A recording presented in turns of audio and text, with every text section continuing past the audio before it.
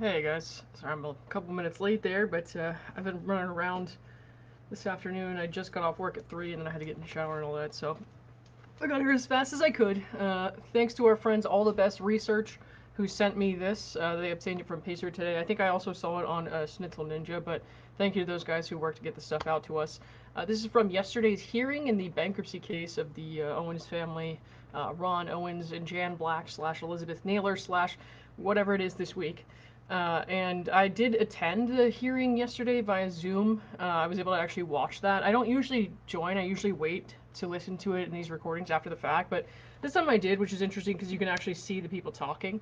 So that's a little different, but so I have actually seen it this time. It's not a super long hearing. They did get the case dismissed, but there's some interesting stuff in there about why they decided to do that.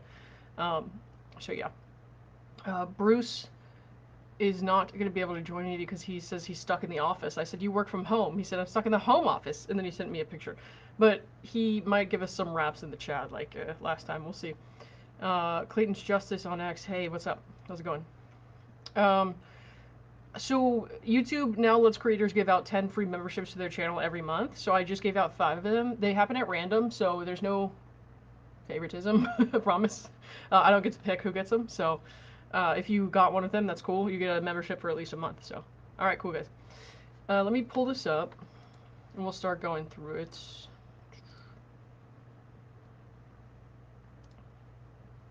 I'm going to start from the beginning. Turning the volume on might help. You know, I didn't watch this video before we played it, so if these guys ever wanted to, like, rickroll me on a live stream, today would have been the day. Let's just say that. Okay. Hey, what's up, man? Don't fuck with Justice. How's it going? How's it going? And hi to everyone else. Sorry, I can't say hi to everyone individually, but I would if I could. Crab1791, thank you for the 200 jewels. Appreciate that. Alright, let's get started here. It's only 22 minutes, so it's not too bad. None of those 2.5 hour hearings that we stretch out into 3 days. This will be a quick one, I think. Alright.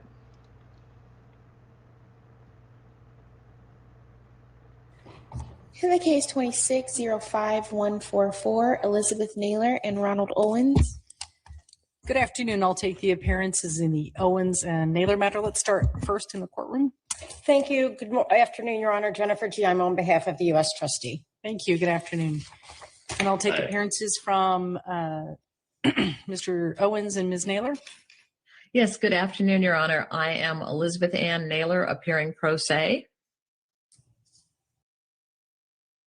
And like I said, since I joined the hearing yesterday while it was actually happening, they only record the audio, but I could see them talking, and I thought it was really funny when I joined in. I joined with my real name, and just seeing Jan's face when I joined the call. I was like, I think it's a coincidence, because I don't think she actually saw me join in, but just seeing her face at that moment was like fucking priceless.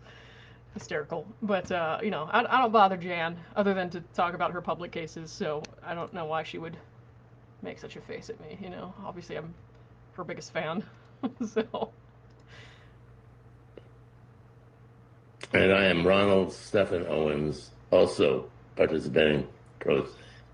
Okay, thank you. Good afternoon. Sure. All right, let's go ahead and get started. We've got 2 matters on calendar. This is the time set for continued Chapter 11 status conference, as well as a hearing on the debtor's motion to dismiss this voluntary Chapter 11 case. I'm aware of the parties' filings, but let me turn it over to you to see how we wish to proceed. Shall I start with you, Ms. Jamo? Thank you, Your Honor. Yes, so just to remind Your Honor, the debtors had filed a motion to dismiss, and at the last hearing at which that was raised, Your Honor wisely pointed out that we needed to collect some documents and do more investigating before the case should be dismissed. And I don't know if you guys remember this, some people might have jumped in after the, you know, just within the last couple hearings after this happened, but the judge initially, you know, didn't want them to dismiss, denied that, and said you need to look into this more, you need to do this exam, you need to produce these documents, and so they did that. We listened to that hearing, which was a glorious 2.5 hours of floundering and blaming a smear campaign for their fraud, alleged fraud in their GoFundMe, which I personally, I would consider it fraudulent, but legal people will have to argue over the language there. All of that happened because the judge wanted it to happen. So, you know, the judge and the U.S. trustee here have come to the conclusion, and we'll listen to more of their reasoning here, that this was the right move rather than a conversion to Chapter 7. Let's listen to them talk about why. Oh, hey, Sarah, what's up? Bruce says, I just made a goofy face at you. Yeah, it's going to be my new phone background. Thank you for that. And no thanks, MK. Thank you for the one gifted membership. Whoever got that, you can thank no thanks, MK there. I don't know your real name, so I'm just going to say that. All right, thanks, everyone. Appreciate that. Let's keep going. I'm very glad that Your Honor had required that. We did receive what was called an accounting of the GoFundMe funds, and we received many bank statements that I was able to review. As the U.S. trustee laid out in her recent supplemental response to the motion to dismiss, there was some disturbing material that came out through our investigation.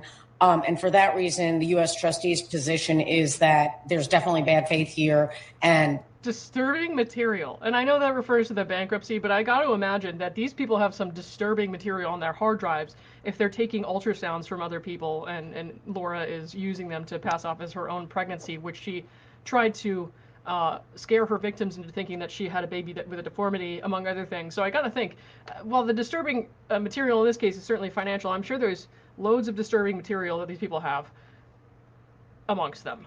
Let's put it that way. The case should be either converted or dismissed. And also, as laid out in our supplemental response, we think that based on our analysis of the assets, that dismissal with a 2-year bar to refiling would be the wiser choice, because there does not appear to be really any sure collectible assets in this case. Right. Thank you. I did have an opportunity to review your supplemental response at docket number 89. Tell me more about why the recommendation is for a 2-year bar to refiling. Often we use a shorter period if there's a secured creditor looking to foreclose, or a longer period if we're looking for litigation to conclude. 2 years is pretty lengthy. So could you give me some additional information about that long period? And also, it's my understanding that Ms. Naylor and Mr. Owens have agreed to that period. Is that correct? Yes, Your Honor. Yes, I should have. Sorry, I had myself muted. And I believe that Laura had a 1-year bar to refiling, if that's correct. Guys in the chat, if you remind me. But I remember at one time there's talk of a 1-year bar to refiling, because she tried to individually file bankruptcy, and she had lots of misstatements as well. Things that just didn't add up.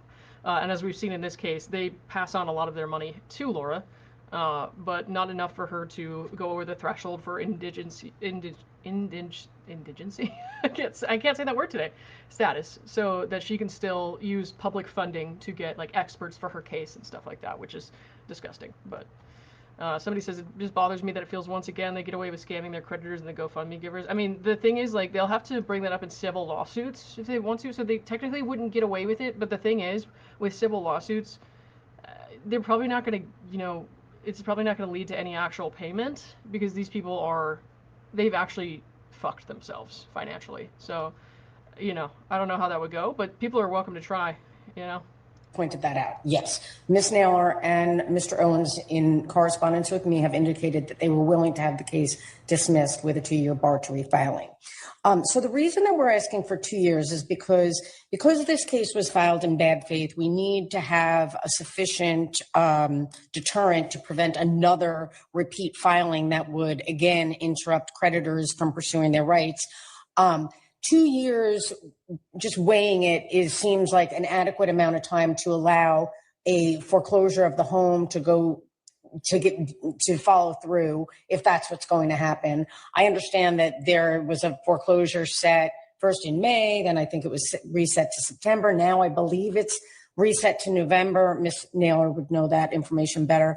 I don't know what is going on with that process, but it seems to me that is the driving force behind these bankruptcies, is the house, right? So I think that we absolutely need to give the creditor sufficient time to foreclose on the house if that's what's going to happen. I think 1 year might not necessarily do it, especially if they're trying to work something out. And so I feel like it's actually to the benefit of the debtors to have it be 2 years. So, Wait, did you just say it would be to the benefit of the debtors to be 2 years? well, yeah, because maybe that gives because if there's that much leeway given to the mortgagee to foreclose on the property, maybe they'll be a little bit more willing to spend some time trying to work something out with them. Oh, I see. So should the mortgage company have additional time during which Ms. Naylor and Mr. Owens cannot file bankruptcy, they may be willing to enter into negotiations during that elongated period. Right. Exactly. I understand. Thank you. So there's that. And also there were 2 lawsuits against the debtors that those can proceed.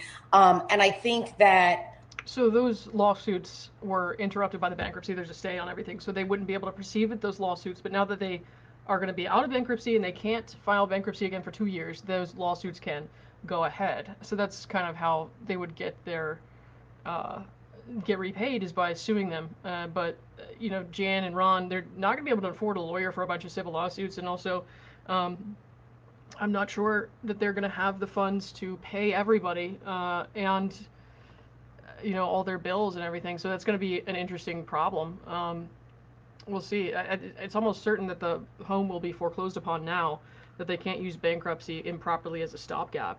So we're going to have to wait and see what happens there.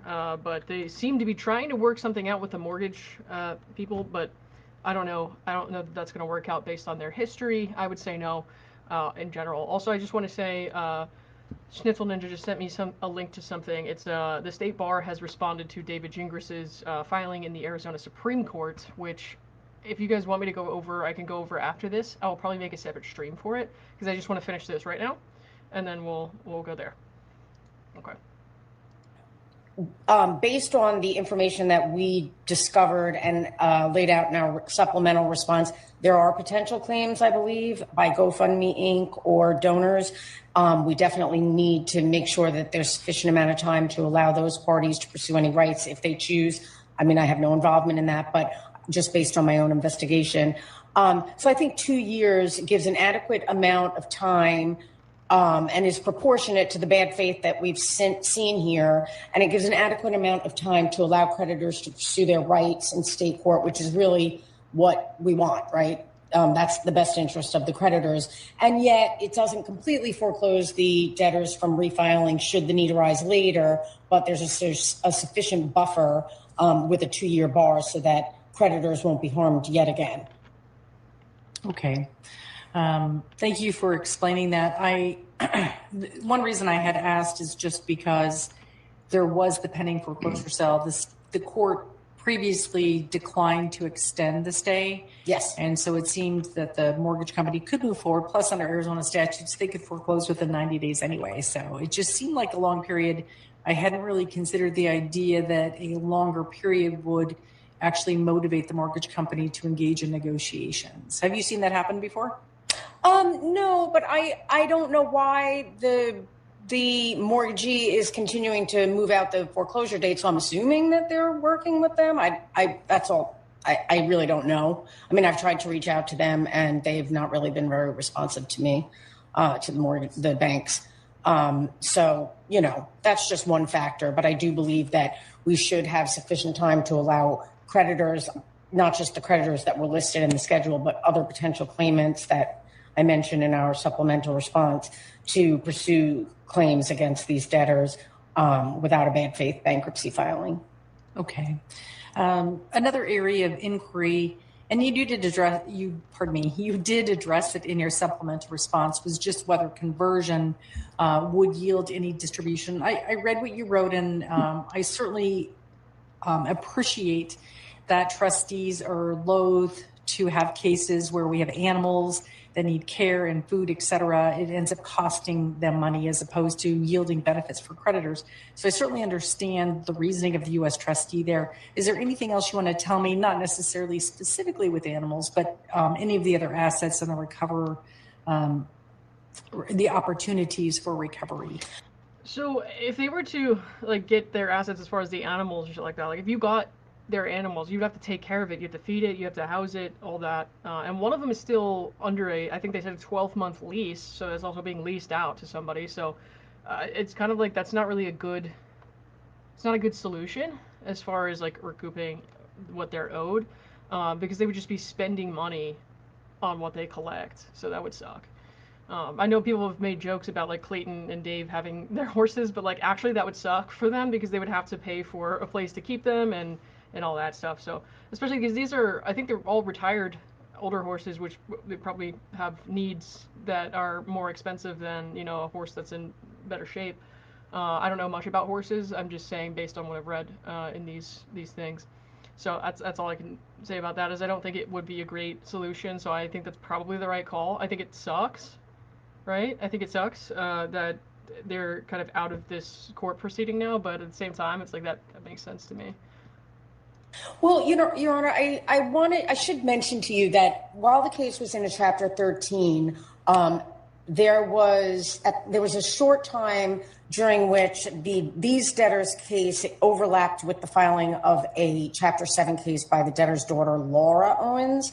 And the attorney representing the Chapter 7 trustee in the Laura Owens case was Terry Dake. And I know that he was very actively looking into potential assets. And if you recall, there are some businesses that are co-owned by the daughter and either Miss Naylor alone or Miss Naylor and Mr. Owens. Who knows at this point? Because they've made so many conflicting statements about those businesses and Laura's role in them for a long time. You know, Laura was trying to push herself as a CEO at one point. A CEO of like an LLC, a privately owned LLC with 2 employees. It's like, what are you doing, babe? What are you doing? That's not really accurate, even if she was the CEO. You know what I mean? It's not like she's the CEO of a big company. It's her family's horse business, which she apparently does little to no work on and just receives money from her parents for existing in the casita. I don't know. But we know from her bankruptcy hearing that she's never had a paying job in her life, apparently. So, you know, it should be surprising, but I can't say that it is. Let's put it that way. Somebody says Giano is sending in the IRS. The IRS should probably take a look into those LLCs and what they're doing with that, because it's a little sketchy. Jody Gilvier, thank you for the 440 joules. I appreciate that. And Humbly Right says, I love the fact they're basically calling them criminals to their faces. Oh, it gets worse. It gets worse. I mean, better for me, because I found it entertaining, but worse for them. So I did reach out to him to ask him what his professional opinion was as to whether the preferences made to the daughters is something that he looked into and whether there was any assets that he could conceive of. Either in the Chapter 13 case or in the Chapter 7. And it was his opinion, just to me, in an informal discussion about it, that this did not seem like a good case for conversion. So we did factor that in. I didn't put it in the pleadings because it wasn't a real formal discussion. It was just something that I had run by him because of his familiarity with the case. But I did agree with his assessment based on my own analysis of all of the assets that are disclosed. Okay, thank you for that additional information. And I do recall prior hearing you had mentioned Mr. Dake was involved in this case in some respect. So now I understand it's with the debtor's daughter. Yes. Okay. Yes. All right. What else do you want to tell me? Your Honor, I think we just pretty much laid it out there. We think that there's definitely concerns, but in light of the financial situation, conversion would not make sense. It would be really a burden, I think, to any Chapter 7 trustee to ask them to take on such a case. So I do think that dismissal with a 2-year bar is the only way to handle it because of the bad faith. I do think there was a lot of bad faith, and that because of that, that's why we should have a little bit of a longer bar on refiling, because this is one of the worst I've seen in terms of misstatements, misrepresentations, and that is direct. But like somebody said, they're basically calling them criminals. I mean, kinda, yeah, right? I mean, you're not allowed to like make those kinds of misrepresentations in these kinds of cases. And I know they blame it on not having an attorney, but the kinds of lies they told, and especially the weird misrepresentations in the GoFundMe, that has nothing to do with not having an attorney. Plus, the whole thing was filed in bad faith. I think they admitted, correct me if I'm wrong, please, that they were just trying to stop the sale of the house, which is an improper reason for filing a bankruptcy, especially with a bunch of incorrect or, knowingly false information in it. That's not a problem of, oh, well, we're pro se, that's why. No, it's because you're an asshole. That's why. So I would ask that that's what Your Honor do, especially in light of the fact that the debtors are agreeable to the 2-year bar. All right. Thank you, Ms. Jamo. Thank you. All right. I note that there are a number of individuals who are appearing by Zoom. I'm wondering if there's anyone present who wishes to be heard before I return to Ms. Naylor and Mr. Owens. I wouldn't dare say a word. No way. All right. Hearing no one speak, I'm going to go ahead and... No way. I don't think there were any creditors in the meeting, really. I respect the court's process. There's no way I would interrupt it like that. So even though I was watching, obviously, like, yeah, I have a lot I want to say, just not here. You know what I mean? Luckily, no one interrupted or anything like that vocally, so that was good. I get a little nervous about that, you know? And at one point, I noticed I was accidentally unmuted, but I wasn't talking, so it was okay. Turn to you, Ms. Naylor and Mr. Owens. What do you want to advise the court at this time? That we have reviewed the trustee's supplemental response. We agree with the final recommendation to dismiss the case with a 2-year bar, but we would like to state respectfully for the record that we dispute any insinuation of any sort of fraudulent intent or bad faith. As pro se debtors, the Chapter 11 reporting rules were very complex for us, and any omissions or anything like that were honest, unintentional mistakes that were Honest, unintentional mistakes? No, dude. No. Some of that stuff, you don't do that by accident. It's not an unintentional mistake. You lied. Okay? So respectfully, you're full of disrespectful shit. due to our lack of counsel, and we feel we cooperated fully and provided any of the bank statements for 8. Hold up. Cooperated fully, even though the judge ordered them to produce certain documents by a certain date, and they didn't do it until long after that, the night before, the day before they were supposed to have that hearing that they got ripped apart in. No, they did not do everything they were supposed to do. They did not cooperate the way they were supposed to cooperate. They didn't even show up once when they were supposed to show up. So, no. Anybody who takes a look at this case in any sort of depth is going to see that they're full of shit. 18 months, anything that we could to ensure total transparency. Okay, so tell me about the 2-year bar date refiling. What is your position with respect? It was represented in the record that there was a stipulation and agreement to that period.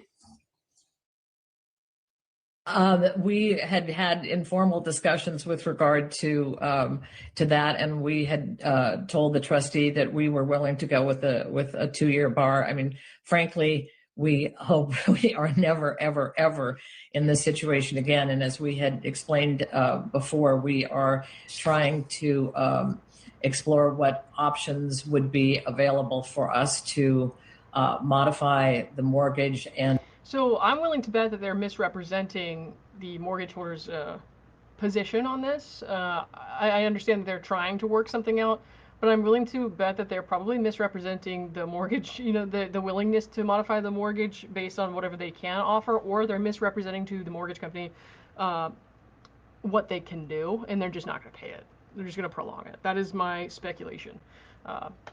Obviously, I can't look into their finances myself. I can only go on what the trustee showed us and what's been told here. I don't, based on what I've seen and heard from them, I do not believe that they intend to pay their mortgage. I do not. Somebody has to continue to pay for Laura's attorney too, and however they're doing that, they're not going to be able to do that and pay their mortgage and everything else that they owe, especially if they get sued. Hey, Zach, what's up? How's it going? All right, let's keep going here. And to come to agreements with the other creditors to resolve this outside of bankruptcy. Okay. Are you engaging with your mortgage company or others in terms of in an effort to resolve those outstanding claims? Yes, and we had, well, as far as the mortgage is concerned, we very much appreciated your suggestion that we work through the, I believe it's the MMM program through the bankruptcy court. And when we explored that, it appears that that would only come into play while we were actively in bankruptcy, and that once the case would be dismissed, that entire process would go away. So we have been trying to work through correspondence with the mortgage company. And we have again been told that in response to our latest communication with them, our latest letter with them, with the latest correspondence, that they will respond to us within 30 days. So perhaps that's why they maybe have moved out the foreclosure date more. But we are certainly wanting to work behind, the scenes out, I guess, outside of bankruptcy court with them to resolve this. Okay. Well, very good. I wish you good luck in that regard. Thank you. And thank you again for your recommendation on going through the mediation program in the court. We really wanted to work with that, but it just looks like that ends when the bankruptcy would be dismissed. All right. What else do you want to tell me? This bankruptcy going away is not going to solve their problems. It'll stop them from getting probed in public hearings, but it's not going to solve their problems at all whatsoever. They can't just not pay for things and then not do anything about it and keep all their stuff. It's not how that's going to work. Let's see. Oh, Steve, what's up? Thank you for the 2 jewels. I appreciate that, man. How's it going? Christian, or hey, how's it going? I see you guys' response to the poll about David Gingras in the document, so we'll go over that right after this, but I'll do it on a different stream. So we'll finish this up first, and then I'll set up a new one, take a little break, and then we'll start that. So let's finish this hearing, though. I want to keep them separate just in case somebody just wants to hear this hearing and somebody just wants to read the bar filings. So. Just that I think regarding the GoFundMe campaign, we wanted to stress that there were no promises that were ever made to the donors, and that this was an effort that was the culmination of my husband's 5 decades on the air, and he and our family were very, very deeply touched by the outpouring of support from. Yes, they misrepresented their circumstances to get that outpouring of support. They refused in that hearing to tell the trustee whose idea it was to publish that GoFundMe. They refused to answer a lot of questions. They were very sketchy about it, and the trustee is not shy at all about saying how sketchy that GoFundMe is, and that how the people that donated to the GoFundMe may have a case. So, from his listeners, who have truly become like an extended family to us over the last decade. So I think that most of those people now, if they understand what you're doing and have done, especially after hearing that we didn't make any promises, well, you know what you were asking for and what you were implying.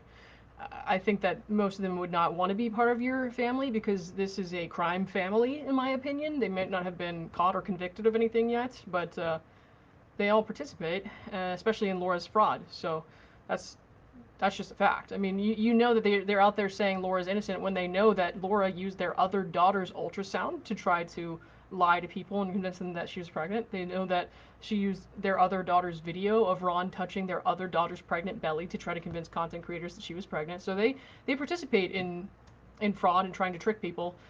So I wouldn't want to be part of that extended family, Maybe some of his old listeners, they don't really want to accept yet that this family is not who they portray themselves to be, but they're not good people, and I wouldn't want to be part of the crime family. So this was an appeal that was needed for housing and food and transportation and those kinds of things, and we were just very, very grateful for those contributions. Oh, I bet you were. When you're spending $1,200 a month on food delivery and saying you can't pay your mortgage, I'm sure that wasn't all they spent their money on food-wise too. They probably also got groceries and stuff like that, but also giving your daughter almost $20,000, giving your other daughter almost $20,000 or more. I can't remember. I'm sure you really appreciated that, but I think the GoFundMe donors probably weren't expecting you to assist Laura in trying to get the least harsh sentence possible because of her fraudulent crimes. They thought that it was going to help your husband with his medical ailments. As you can see from everything they've filed, they did not spend much money on medical issues at all. So they basically just took people's money for their convenience and to live their comfortable lifestyle a little bit longer before ultimately doing this again. All right, thank you. Anything further? Not from me. Okay. Mr. Owens, did you say something, sir? Yeah, I said not off the top of my head. Okay, all right, thank you. Let me turn back to Ms. Jamo. Anything further, ma'am? No, Your Honor, I don't think it's necessary for the U.S. trustee to get into a back and forth with the Owens about the GoFundMe funds. Our pleadings speak for themselves, and it's not an issue that is going to be resolved here. Basically, we can't do anything about it, but they're full of shit, is what she's saying there. And it's true, they can't really do anything about it at this point. It's going to have to come from GoFundMe or the donors themselves to get that money back if they decide they want it. The problem is, of course, it's going to cost more in legal fees probably than you would get in payouts, because even if you win the case, they're not going to be able to afford to pay your attorney's fees, right? So, I don't know, I guess, I don't know how that would work. Would they go to small claims if they made a small donation? Because that could be worth it, right? I don't know. But as far as the whole sum of like $130,000 or something, there's no way. There's no way that they're gonna get all that back. So it's kind of a gamble if you decide to sue. Yeah. In any event, so we'll just leave it at that. Okay. Let me ask you this. With respect to a dismissal, is the court's signed minute entry sufficient, or will your office wish to upload a formal order? I think the court's minute entry would be fine. I don't want to have to deal with having to go back and forth and try to make sure that we're on the same page. I mean, especially because we have Ms. Naylor and Mr. Owens here on the record. You're seeing them here, I'm seeing them here, and it's clear that they're voluntarily agreeing to this. I would be comfortable with a minute entry of dismissal saying that there's it's a 2-year bar to refiling. Although I guess I wonder if we do need an order on the record so that if another case is filed, there's something more clear on the record. The clerk's office should be able to pick up from the minute entry what we call an exception. And so it would be noted so that if another case is filed, it would trigger personal or direct review. Let me check with Ms. Hall and make sure I'm not mistaken in my understanding, but I think that's accurate. Judge, and it would be in the ordering paragraph as well. Okay. Right. So the minute entry will suffice, okay, for a bar date.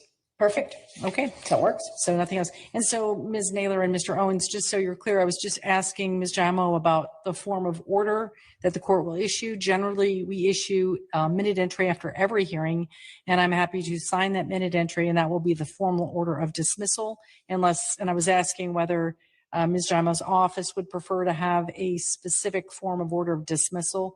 She's concluded, and I agree that that's not necessary. I'm just giving you the courtesy of asking whether for some reason you would like that. No. Okay. All right, then I'm prepared to make a ruling. Thank you, everyone. All right. So the matter before the court today is the debtor's motion to dismiss their voluntary Chapter 11 case.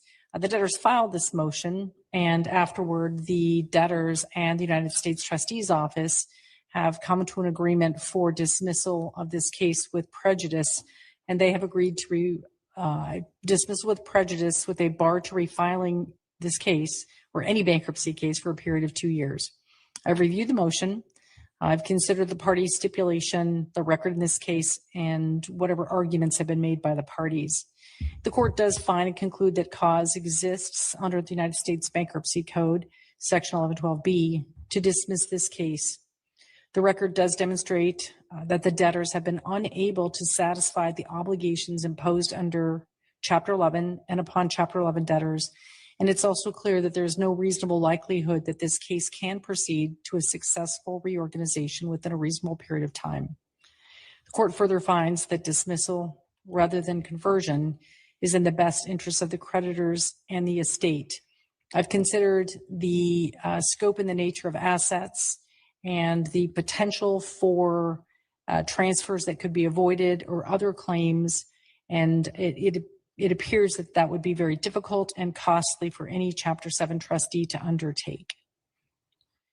The remaining question is the scope of any prejudice to refiling. Although the parties have stipulated to a 2-year refiling bar, I believe it's incumbent upon the court to independently determine whether that requested relief is warranted under the Bankruptcy Code and the facts of the case. In particular, since we haven't had an evidentiary hearing. A dismissal with prejudice and a prohibition on refiling constitute extraordinary relief. And generally, the court's rule is that such a bar should extend no further than necessary to address the conduct that has been presented to the court. So again, I do find that cause exists to impose a refiling bar. The record reflects significant failures to comply with the requirements of Chapter 11 and demonstrates that dismissal without prejudice would not adequately protect the integrity of the bankruptcy process. Accordingly, a period during which debtors may not seek relief in bankruptcy is appropriate. The court is also persuaded by the multiple errors, the misstatements, and even possible misrepresentations that the present record does justify a 2-year prohibition on refiling. Okay. The court concludes that a 2-year bar will accomplish the purposes of 11 U.S.C. Section 105A and 349A. A 2-year refiling bar adequately protects the bankruptcy process, discourages abusive or premature refilings, and is appropriately tailored to the circumstances of this case. In particular, because the debtors have consented to that 2-year bar, and Ms. Giamo points out an unusual and perhaps novel consideration the court had not previously considered, which is that with more time provided to the mortgage company, perhaps the parties can enter into an agreement or arrangement that meets all the parties' needs with respect to the real property. Again, that would only be true if we were dealing with reasonable people who acted in good faith. So I understand where the judge is coming from. However, I don't see that happening. I don't see that happening unless Sarah is willing to pick up all the money that needs to be paid to the mortgage or something. I don't know. Their other daughter. I don't know. I don't know. Sarah says, Jupiter Jane says, I feel like IRS is definitely on the case, and that's why they dismissed this. They know more is coming, at least I hope. I have no idea.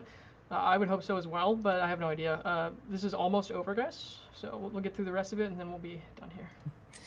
So for these reasons, the debtor's motion to dismiss is granted.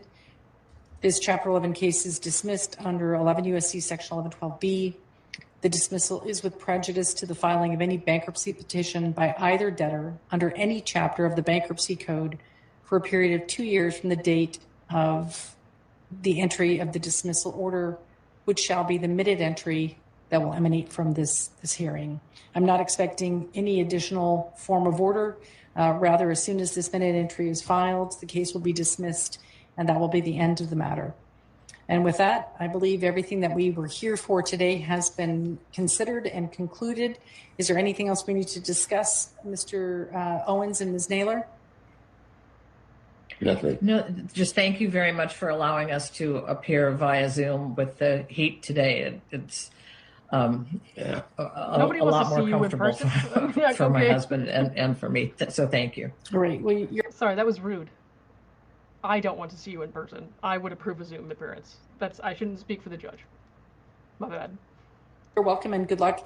Ms. Giamo, anything further, ma'am? Nothing further from the U.S. trustee. Thank you very much, Your Honor. All right. With that, then we are adjourned. Thank you, everyone. Good luck. Thank you. Okay. Thank you, Your Honor. Thank you. Okay. Listen, Jan tried to use that as like some sort of press conference about the GoFundMe. I'm sure they've been seeing the articles about them and their sketchy GoFundMe and the feds all over San Francisco, but and the New York Post, I think, or maybe it was the Cal Post. I'm not sure, but I've been seeing it around. I'm sure they're feeling the heat on that, but there's nothing they could do. People can see right through this at this point. So these new documents from the State Bar that came out. Thank you again to All the Best Research for that recording, by the way. I put a link to their video in the description of mine, and also I put a link to their channel in the chat here somewhere. These new State Bar filings against David Gingras in the Arizona Supreme Court were just posted. I'm going to go over those in about 20 minutes, so let's say 4:20 p.m. I'm going to post a link right here, but if you stay here when I end the stream, it'll redirect you to that one. So it'll take you right there. So again, I'll take a little break here, and then I'll start again in 20 minutes. Appreciate you guys for sitting through that with me, and their whole bankruptcy thing was a real roller coaster, and I know a lot of people were talking about it, so I appreciate you giving me your time and sitting through it with me. That's awesome. Erica Murphy, Quebec, thank you for the 10 jewels. I appreciate you. Let's see, Mary Smith, 4002. Thank you for the 1,000 jewels. Wow, that's cool. Thank you. Lori Jane, 8905. Thank you for the 10 jewels. Catherine Imhoff, 344. Thank you for the 440 jewels. Awesome. And South Florida Thrifter, thank you for the 2 jewels. Appreciate you guys. That means a lot. All right. So I'm going to end here. It's going to redirect you to my next stream that will start in 20 minutes, where we go over their response to David Gingras, who is saying that the bar basically is violating his First Amendment rights, and we'll see what they have to say about that to the Supreme Court. And if not, if it doesn't take you there, just click on the link in the pinned comment right there in the live chat, and it'll take you there. So, all right, see you guys in about 20 minutes. Don't forget to hit the like button for me because it helps me out a lot, and I will see you very soon. All right, bye.